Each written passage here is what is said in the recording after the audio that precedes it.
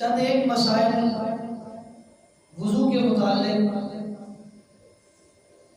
آپ حضرات کے سامنے گوش گزار کرتا ہوں۔ سب سے پہلا سوال یہ ہوتا ہے کہ کیا پگڑی جو ہم پہنتے ہیں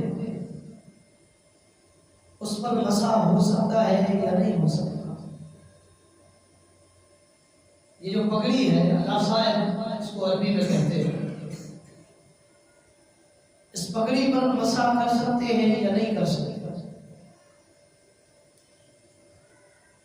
صحیح مسلم کی روایت ہے اور اسی طرح ابو داؤد اور جامع ترمذی کے اندر بھی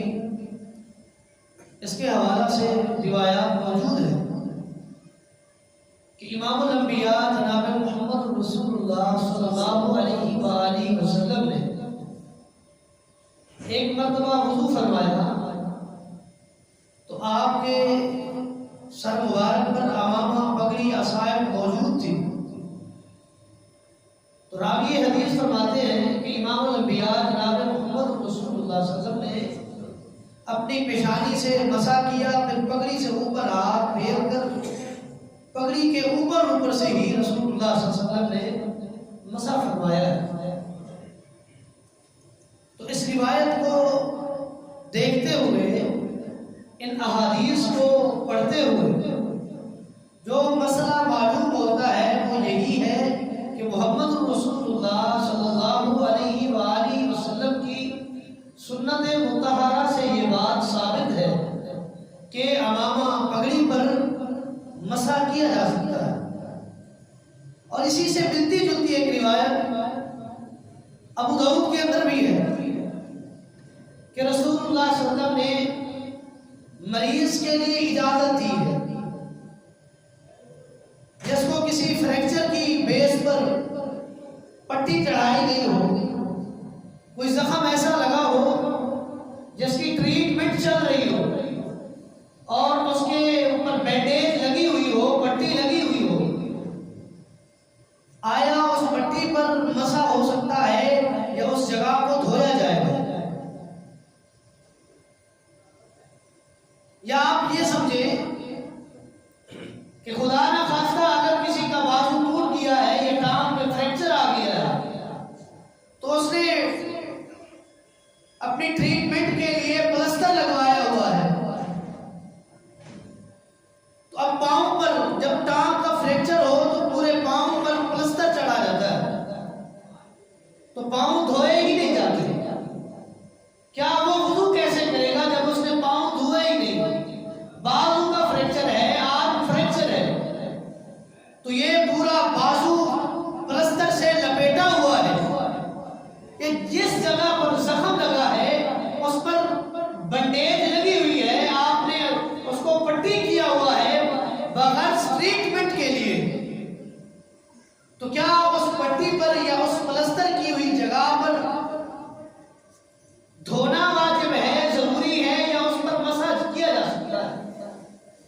تو رسول اللہ صلی اللہ علیہ وسلم سے روایت موجود ہے ابو داؤد کے اندر، امام الانبیاء جناب محمد رسول اللہ صلی اللہ علیہ وآلہ وسلم نے اس شخص کو اجازت دی ہے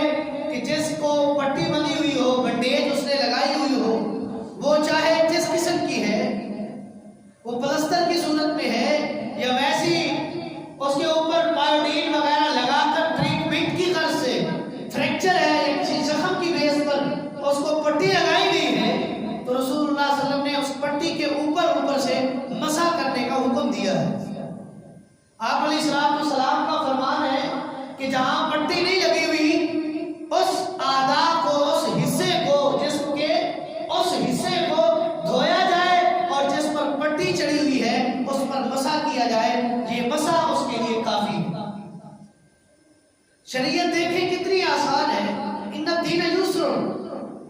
اللہ کا جو نازل کردہ شریعت ہے، دین ہے، جو محمد رسول اللہ صلی اللہ علیہ وسلم کے قلب اطہر پر اللہ رب کائنات نے بذریعہ وحی نازل فرمایا ہے، وہ دین بڑا ہی آسان ہے، اس میں کسی قسم کا تکلف نہیں ہے۔ لا یکلف اللہ نفسا الا وسعها، اللہ فرماتے ہیں قرآن مقدس میں کہ اللہ کسی جان کو اس کی طاقت اور اس کی وسعت سے زیادہ تکلیف نہیں دیتا. جس کی وہ طاقت ہی نہیں رکھتا، جس کی وہ استطاعت نہیں رکھتا، جس کے لیے اس کے پاس جرأت اور طاقت ہی نہیں ہے، اللہ رب کائنات کسی کو اتنا مکلف نہیں بناتا. تو یہ دین آسان ہے. اللہ رب کائنات نے انسانیت کے لیے، اولاد آدم کے لیے، اور بالخصوص محمد کریم علیہ السلام کی اس امت کے لیے اللہ رب کائنات نے دین میں آسانی ہی آسانی رکھی. پگڑی باندھی ہوئی ہے، اتاریں گے تو پگڑی کھل جائے گی. نئی کھیچل اور نئی تنگی اور نئی دشواری کا سامنا کرنا پڑے گا. تو رسول اللہ صلی اللہ علیہ وسلم نے پگڑی سے اوپر مسا کر کے دکھایا ہے کہ پگڑی کے اوپر سے بھی مسا کر سکتے ہیں. زخم لگا ہے، اگر زخم ہے اس پر بینڈیج لگی ہوئی ہے، آپ نے پٹی لگائی ہے ٹریٹمنٹ کے لیے، اگر اس کو کھولیں گے دھوئیں گے تو آپ کا وہ زخم، اس میں انفیکشن ہو سکتا ہے. بیکٹیریاز وغیرہ، وائرسز اور یہ جتنے بھی جراثیم ہیں، خردبینی جراثیم، یہ آپ پر اٹیک کر سکتے ہیں. اللہ کی نازل کردہ شریعت میں اس قدر آسانی ہے کہ رسول اللہ صلی اللہ علیہ وسلم نے حکم صادر فرمایا ہے کہ اس پٹی کو نہ کھولیں بلکہ اس کے اوپر سے ہی مسا کریں. دین آسان ہے، اس میں تنگی نہ کریں. پھر وہی حال ہوگا اگر دین میں سوال پہ سوال کریں گے. حال وہی ہوگا جو موسیٰ علیہ السلام کی قوم کا حال ہوا تھا کہ جب ایک قتل، اندھا قتل ہوا، اس کا قاتل ہی نہیں مل رہا تھا، شور و غوغا تھا، ایک ایسی فضا قائم ہو چکی تھی کہ اس کا قاتل کون ہے.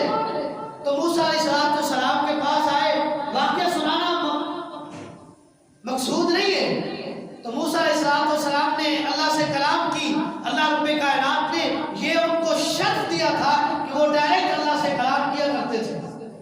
تو اللہ رب کائنات نے حکم صادر فرمایا کہ ایک گائے لو، اس کو ذبح کرو اور اس کے گوشت کا ایک ٹکڑا اس مردہ کے جسم کے ساتھ لگاؤ. جب یہ گوشت کا ٹکڑا اس کو لگے گا، وہ مردہ اٹھ بیٹھے گا اور بتائے گا مجھے قتل کس نے کیا ہے. جب یہ حکم موسیٰ علیہ السلام نے اپنی قوم کے سامنے رکھا تو پھر چیب گویا، سوال پہ سوال اور بے تکے سوالات انہوں نے کیے. اللہ رب کائنات نے سختی کرنا شروع کر دی. گائے ہو، اللہ نے حکم دیا ہے، پھر گائے ہوگی کیسے، اس کا رنگ کیسا ہو، کیا اس نے ہل چلایا ہو، کیا اس نے کنویں سے پانی نکالا ہو. اس قسم کے سوالات جب انہوں نے کیے تو اللہ رب کائنات نے پھر تنگی پہ تنگی نازل کی. پھر پورے علاقے میں چکر لگایا. جو صفات اور جو شرائط رب کائنات نے رکھی تھی وہ ایک گائے میں ملی جو ایک غریب آدمی کی تھی. پھر اس نے منہ مانگی، قیمت لی اور وہ گائے بیچی. جب دین میں اس قدر سوال پہ سوال کریں گے تنگی آئے گی. اس کو ذبح کیا، گوشت کا ٹکڑا لگایا. جس نے واویلا بچایا ہوا تھا، سگا بھتیجا، مال جائیداد کے لیے اس نے چچا کو قتل کیا. وہ مردہ اٹھ بیٹھا، اس نے کہا میرے بھتیجے نے مجھے قتل کیا. جس نے واویلا اور شور بچایا ہوا ہے کہ میرے چچا کو، میرے انکل کو کس نے قتل کیا ہے، یہی میرا قاتل ہے. تو لہذا دین آسان ہے، دین میں تنگی پیدا نہ کریں، دین کو آسان ہی رہنے دیں. شریعت نے اجازت دی عصائے امامہ پگڑی پر مسا کر لیں، مسا کر لیں. شریعت نے اجازت دی کہ پٹی باندھی ہوئی ہے غرض علاج کے لیے تو اس پٹی کے اوپر سے مسا کر لیں، آپ کا وضو ہو جائے گا. اور دوسرا مسئلہ جو خصوصاً سردیوں میں بڑا ہی پوچھا جاتا ہے کہ کیا جورابوں کے اوپر مسا ہو سکتا ہے یا نہیں ہو سکتا. رسول اللہ صلی اللہ علیہ وسلم کی سنت سے، آپ کی احادیث مبارکہ سے یہ بات واضح انداز میں ملتی ہے کہ امام الانبیاء جناب محمد رسول اللہ صلی اللہ علیہ وسلم نے جرابوں پر مسح کیا ہے. امرهم ان يمسحوا، سیدنا صوبان رضی اللہ تعالیٰ عنہ اس حدیث کے راوی ہے، فرماتے ہیں امرهم ان يمسحوا على الجوربين وعلى التساخين، یا ایک اور روایت کے الفاظ ہیں على الاصائب والتساخين. رسول اللہ صلی اللہ علیہ وسلم نے ہمیں پگڑی پر مسح کرنے کا بھی حکم دیا اور جورابوں موضوع پر مسح کرنے کا حکم دیا ہے۔ صاحب غایت المقصود والا لکھتا ہے کہ جورابوں پر مسح کرنے میں علماء امت کا اختلاف ہے۔ کچھ علماء اس بات کے قائل ہیں کہ جورابوں پر مسح کیا جا سکتا ہے، اور کچھ علماء اس چیز کے قائل نہیں کہ جورابوں پر مسح نہیں کیا جا سکتا۔ تو احادیث کے ان الفاظ پر اگر غور کیا جائے تو احادیث عربی لغت میں آئی، تو اس کا معنی اور مفہوم بھی عربی لغت ہی بتائے گی۔ اب میری لینگویج جو ہے، مادری زبان سرائکی ہے، تو میں جو لفظ سرائکی کا استعمال کروں گا مجھے پتا ہے میں نے کس غرض کے لیے استعمال کیا ہے۔ ایک بندہ ہے، اس کی زبان اردو ہے، تو اردو گرامر کی بیس پر آپ سے اردو میں ہم کلام ہوگا۔ عربک زبان ہے تو عربی لینگویج کو ملحوظ خاطر رکھتے ہوئے اس کے ساتھ آپ کلام کریں گے۔ انگلش سپیچ ہے تو انگلش لینگویج کو اور انگلش گرامر کو ملحوظ خاطر رکھتے ہوئے آپ انگلش استعمال کریں گے۔ لہذا یہ جوربین، یہ تساخین، الخفین، یہ مختلف الفاظ استعمال ہوئے ہیں، اس کا معنی عربی لغت والے کیا کرتے ہیں۔ عربی کی اور سب سے بڑی ہی لغت کی کتاب ہے القاموس۔ القاموس والے نے اس کا معنی لکھا ہے لفاف الرجل، کہ تساخین ہوں، خفین ہوں، جوربین ہوں، یہ جو 3-4 الفاظ رسول اللہ صلی اللہ علیہ وسلم کی سنت مطہرہ اور آپ کی احادیث سے ثابت ہیں، ان کا معنی یہی ہوتا ہے لفاف الرجل، ہر وہ چیز جو پاؤں کو ڈھانپ لے۔ لفافہ آپ کہتے ہیں نا، لفافہ، اس سے کسی چیز کو جس کو اس میں ڈالا جاتا ہے اس کو ڈھانپ دیا جاتا ہے۔ تو عربی والے نے لکھا ہے، قاموس والے نے، اس نے کہا ہے لفاف الرجل، پاؤں کو ڈھانپنے والی چیز، جس چیز کے ساتھ پاؤں ڈھانپ دیے جائیں وہ آپ کا تساخین بھی ہے، وہ آپ کا خفین بھی ہے، اور وہ آپ کا جوربین بھی ہے، جوراب بھی ہے۔ اب اختلاف امت کا اس بات پر ہوا کہ کھال کا ہو، چمڑے کا ہو، روئی کا ہو یا اون کا ہو، جس کے ساتھ یہ پاؤں کو ڈھانپا جائے، اس میں امت کا اختلاف ہوا ہے۔ جو کہتے ہیں کہ جورابوں پر مسح نہیں ہوتا تو وہ دلیل دیتے ہیں کہ رسول اللہ صلی اللہ علیہ وسلم کے دور میں یہ کپڑا، یہ اون وغیرہ اتنی عام نہیں تھی، یہ روئی جس کا دھاگا بنایا جاتا ہے اور جس کے ذریعے یہ جورابیں بنائی جاتی ہیں، بنی جاتی ہیں، اس دور میں نہیں تھا۔ رسول اللہ صلی اللہ علیہ وسلم کے دور میں چمڑا تھا اور موزے استعمال کیے جاتے تھے، لہذا اگر موزہ وضو کے ساتھ پہن لیا جائے تو اس پر مسح کر سکتے ہیں۔ اور یہ جورابیں جو ہے اتنی باریک ہے، اس میں مٹی بھی گزر جاتی ہے، پانی بھی گزر جاتا ہے، لہذا اس کے اوپر مسح نہیں ہوتا۔ یہ ان کی اپنی منطق ہے، رائے ہے۔ اگر دیکھا جائے تو اصحاب محمد مصطفیٰ علیہ السلام میں سے بیشتر صحابہ کرام اس بات پر قائل ہیں کہ جورابوں کا مسح جائز ہے۔ ابو مسعود رضی اللہ تعالیٰ عنہ، خلیفہ 4 سیدنا علی المرتضیٰ رضی اللہ تعالیٰ عنہ، خلیفہ 2 عمر بن الخطاب رضی اللہ تعالیٰ عنہ، سعد بن سعد رضی اللہ تعالیٰ عنہ، عمر بن سعد رضی اللہ تعالیٰ عنہ، اور اسی طرح اور براء بن عازب رضی اللہ تعالیٰ عنہ، یہ سارے صحابہ کرام جورابوں پر مسح کرنے کے قائل تھے اور وہ جورابوں پر مسح کیا کرتے تھے۔ ان کے نزدیک یہی ہے کہ جو چیز پاؤں کو ڈھانپ لے وہ آپ کے لیے تساخین بھی ہے، جوربین بھی ہے اور خفین بھی ہے، لہذا اس پر مسح کر سکتے ہیں۔ اب رہی بات اس دور میں جس بات کو اختلاف بنا کر پیش کیا جاتا ہے کہ امام ابو حنیفہ رحمۃ اللہ علیہ جورابوں پر مسح کرنے کے قائل نہیں تھے، اگر میں دلیل دکھا دوں کہ امام ابو حنیفہ رحمۃ اللہ علیہ نے اپنے اس موقف سے رجوع کر کے جورابوں پر مسح کیا، پھر کریں گے۔ اگر میں یہ بات ثابت کر لوں کہ امام ابو حنیفہ رحمۃ اللہ علیہ نے اپنے اس موقف سے رجوع کیا تھا، جامع ترمذی اٹھائیے، جامع ترمذی کے اندر یہ واقعہ موجود ہے کہ جب امام ابو حنیفہ رحمۃ اللہ علیہ رحمۃ واسعہ،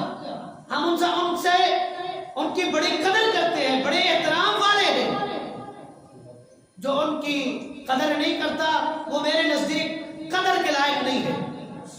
امام ابو حنیفہ رحمۃ اللہ علیہ کے متعلق جامع ترمذی میں موجود ہے کہ جب وہ مرض الموت کے قریب پہنچے، وہ مرض جس کے بعد ان کی ڈیتھ ہو گئی، اور جامع ترمذی میں یہ الفاظ بھی موجود ہیں کہ وفات سے 3-4 دن قبل ایک دن امام ابو حنیفہ رحمۃ اللہ علیہ نے پانی منگوایا، وضو کیا، جورابیں پہنی ہوئی تھی، یہ روئی کی، یہ اون کی، یہ کپڑے والی، یہ دھاگے والی جورابیں پہنی ہوئی تھی، پانی منگوایا، وضو کیا، اور وضو کرنے کے بعد آخر میں اپنے پاؤں کے اوپر مسح کیا ہے، اور فرمایا ہے کہ میرا پہلا موقف یوں تھا کہ جرابوں پر مسح کرنا جائز نہیں ہے، اب میں اپنے موقف سے رجوع کرتا ہوں اور اس حدیث پر عمل کرتا ہوں جس میں محمد رسول اللہ صلی اللہ علیہ وسلم نے حکم صادر فرمایا ہے کہ جرابوں پر مسح ہو سکتا ہے، تو اپنے اس موقف سے رجوع فرمایا ہے۔ تو اختلاف کس بات کا؟ یہ پھر منطق ہے کہ جرابیں پتلی ہوں تو نہیں کر سکتے، اگر موٹی ہوں تو کر سکتے ہیں، فلاں چیز کی بنی ہو تو کر سکتے ہیں، یہ آپ کی اپنی رائے ہے، اور رائے کی کیا حیثیت ہے؟ سنن نسائی اٹھائیے، علی ابن ابی طالب رضی اللہ تعالیٰ عنہ فرماتے ہیں ایک دن وضو فرما رہے تھے، جرابوں کے اوپر انہوں نے مسح فرمایا اور کہنے لگے، بات نوٹ کیجئے، علی المرتضی رضی اللہ تعالیٰ عنہ فرمانے لگے، لو کان الدین بالرأی لکان اسفل الخفین اولا بالمس، اگر دین تیری اور میری سوچ اور رائے کا نام ہوتا تو علی رضی اللہ تعالیٰ عنہ کی سوچ یہ کہتی ہے کہ پاؤں کا تلوا زمین پر لگتا ہے، لہذا پاؤں کے نیچے تلوے پر مسح کیا جائے، لہذا دین میں رائے کی گنجائش نہیں ہے، کسی کی سوچ اور فکر کی گنجائش نہیں ہے، دین وہ ہے جو محمد رسول اللہ صلی اللہ علیہ وسلم پر نازل ہوا ہے، اور آپ نے مسح کر کے دکھایا ہے کہ پاؤں کے اوپر والے حصے پر مسح کرے، لہذا علی ابن ابی طالب رائے کو چھوڑ کر حدیث مصطفیٰ پر عمل کرتے ہوئے پاؤں کے اوپر والے حصے پر مسح کر رہا۔ دین کی تو یہ، دین میں رائے کی یہ حیثیت ہے۔ آج ہم نے رائے کی بنیاد پر، قیاس کی بنیاد پر، آراء کی بنیاد پر، تفکرات کی بنیاد پر، مذاہب اور مسالک کی بنیاد رکھ دی، اور جس رائے کی دین میں کوئی حیثیت نہیں۔ عبداللہ ابن مسعود رضی اللہ تعالیٰ عنہ کے متعلق میں نے پڑھا ہے کہ ایک دن انہوں نے ایک فیصلہ دیا، اور اس فیصلہ دینے سے پہلے عبداللہ ابن مسعود رضی اللہ تعالیٰ عنہ فرمانے لگے کہ اگر میں آپ کو اپنی رائے کے ذریعے فیصلہ دے رہا ہوں، اگر میری رائے صحیح ثابت ہوئی تو یہی سمجھنا عبداللہ ابن مسعود پر اللہ رب کائنات کی طرف سے انعام ہوا ہے، احسان ہوا ہے کہ ان کی رائے درست ہوئی ہے۔ اور آگے فرماتے ہیں اگر میری رائے میں کسی قسم کی کوئی غلطی ہے، شریعت کی مخالفت ہے، تو یہ مت سمجھنا کہ اس پر عمل کیا جائے، بلکہ فرمانے لگے میری غلطی ہے، اللہ اور اس کا رسول اس بات سے بری و ذمہ ہے۔ کیا بات معلوم ہوتی ہے کہ رائے کی دین میں کوئی گنجائش نہیں، دین وہ ہے جو منظم من اللہ ہے۔ اس 30 پاروں کے قرآن میں جو دین ثابت ہے، جس کو اللہ رب کائنات نے بذریعہ وحی محمد رسول اللہ صلی اللہ علیہ وسلم پر نازل فرمایا، اور جو احادیث مصطفیٰ علیہ السلام جو رسول اللہ صلی اللہ علیہ وسلم نے بیان کی، وہ دین ہے۔ بس تیری اور میری رائے کی کوئی حیثیت نہیں، کسی کی رائے دین میں دین نہیں بن سکتی، رائے تو بن سکتی ہے، دین نہیں بن سکتی۔ دین تب بنے گا جب اس پر مہر تصدیق محمد مصطفیٰ علیہ السلام۔ اسی طرح کا ایک اور مسئلہ اپنی بات ختم کرتا ہوں کہ جرابوں پر مسح، اس کے اوقات کتنا ہے، کتنا ٹائم پیریڈ ہے کہ آپ مسح کر سکتے ہیں۔ رسول اللہ صلی اللہ علیہ وسلم کا فرمان ہے کہ آپ علیہ السلام نے فرمایا ہے کہ اگر کوئی شخص مسافر ہے، حالت سفر میں ہے، تو وہ 3 دن اور اس کی 3 راتیں 3 دن اور اس کی 3 راتیں وضو کر کے جرابیں پہنے، موزے پہنے، خفین پہنے، جوربین پہنے، تساخین پہنے، جو مرضی جو چیز پاؤں کو ڈھانپ لے، تو وہ 3 دن اور اس کی 3 راتوں میں اس پر مسح کر سکتا ہے۔ اور ایک بندہ مقیم ہے، کسی کی جگہ سفر کر کے نہیں گیا ہوا، تو ایک دن اور اس کی ایک رات اس پر مسح کر سکتا ہے، لیکن شرط یہ ہے کہ وضو کر کے پہنے، بغیر وضو کے پہنا ہوا اس پر مسح نہیں کیا جا سکتا۔ اور بول و براز کے لیے، قضاء حاجت کے لیے کیا ہے، وضو ٹوٹ گیا ہے، اس پر بھی مسح کر سکتے ہیں۔ لیکن ایک چیز ہے جس کے لیے موزے بھی اتارنے پڑیں گے، وہ ہے اگر احترام ہوا ہے یا جنبی حالت میں ہے، غسل واجب ہے اس پر، تو اس کے لیے موزے اتار کر غسل کرے، پھر وضو کرے، پھر پہن لے، پھر 3 دن اگر مسافر ہے تو 3 دن اور اس کی 3 راتیں اس پر مسح کر سکتا ہے، مقیم ہے 1 دن اور 1 رات اس پر مسح کر سکتا ہے۔ هذا ما عندي والله اعلم بالصواب وما توفيقي الا بالله۔